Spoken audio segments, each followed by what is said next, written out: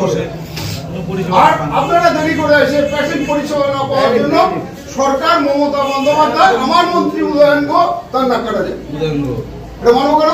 ওনারা প্রতিজ্ঞা করছে লোক কি বলে বলুন, আমরা আমাদের মধ্যে চলবো, দেখি কি করে। ঠিক আছে, সোমবার থেকে আমরা হাসপাতালে ঢুকে ডাক্তারকে তৃণমূল নেতাদের শাসানি। দিনহাটা মহকুমা হাসপাতালের এই ছবি সামনে আসার পর ফের উঠেছে থ্রেট কালচারের অভিযোগ। এবার আরও মারাত্মক অভিযোগ উঠল দক্ষিণ চব্বিশ পরগনার ক্যানিং মহকুমা হাসপাতালে। অ্যাসিস্ট্যান্ট সুপার সৌরভ কুমার দাসের অভিযোগ, তৃণমূলের এক পঞ্চায়েত সদস্য বহিরাগতদের নিয়ে এসে তাকে প্রাণনাশের হুমকি দিয়েছেন হাসপাতালের চুক্তিভিত্তিক সাফাই কর্মী এবং নিরাপত্তা রক্ষীদের একাংশ।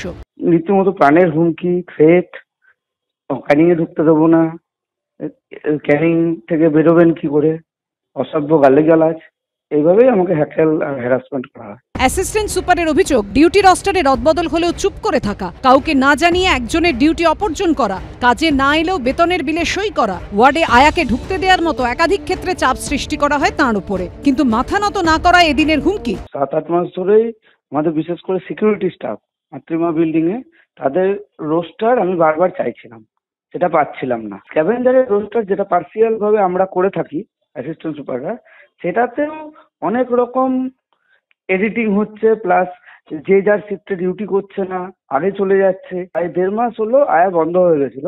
লাস্ট 1 সপ্তাহ ধরে আয়া আবার উঠতে শুরু করেছে ওয়ার্ডে। কিছু দলনেতা প্লাস আমাদের সিকিউরিটি স্ক্যাভেঞ্জিং বন্ধুরা যারা মাতৃমাতে কাজ করে, তাদের এটাই বক্তব্য, আপনি সই করবেন না কেন, আপনাকে রোস্টার মোস্টার নিয়ে মাথা ঘামাতে হবে না, আপনি চোখ বন্ধ করে সই করে দিন। এই পরিস্থিতিতে এদিন জেলার মুখ্য স্বাস্থ্য আধিকারিকের কাছে লিখিত অভিযোগ করেছেন তিনি। আতঙ্ক তো একটা থাকবে, কারণ আমাদের যা জব প্রোফাইল, আমাদের ডেইলি হসপিটাল রাউন্ড দিতে হয়। একজন ওই তন্ময় দাস দীপু, ওকে চিনি। অভিযোগকারী অ্যাসিস্ট্যান্ট সুপার সৌরভ কুমার দাসের মুখে যে তন্ময় দাসের নাম উঠে আসছে, তিনি স্থানীয় দিঘিরপাড় গ্রাম পঞ্চায়েতের তৃণমূলের সদস্য। তার আরও একটি পরিচয় রয়েছে, তিনি ক্যানিং পশ্চিমের তৃণমূল বিধায়ক পরেশরাম দাসের ভাগ্নে। যদিও এদিন ফোনে যোগাযোগ করা হলেও ফোন ধরেননি তন্ময় দাস। এই ঘটনায় দক্ষিণ চব্বিশ পরগনার মুখ্য স্বাস্থ্য আধিকারিক জানিয়েছেন, একটা অভিযোগ পেয়েছি, খতিয়ে দেখা হচ্ছে, কি ঘটেছে তার খোঁজ খবর নেওয়া হচ্ছে। সন্দীপ সরকার ও শান্তনু নস্করের রিপোর্ট, এবিপি আনন্দ, দক্ষিণ চব্বিশ পরগনা।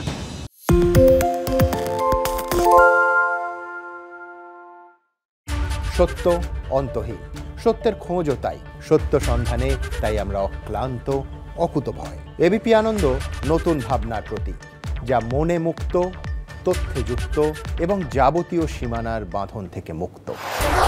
সীমা না শব্দটির মধ্যে লুকিয়ে আছে মানা শব্দটি, যেন চোখ রাঙানি এক অদৃশ্য বেড়াজাল, যা আটকে রাখে আমাদের এক ছোট্ট গণ্ডির মধ্যে। একমাত্র সঠিক খবরই গড়ে তুলবে এক মুক্ত সমাজ। সেই জগৎ গড়ার লক্ষ্যে কোনো সীমানার ঠুকুটি আমরা মানব না। এবিপি আনন্দ এগিয়ে থাকে, এগিয়ে রাখে।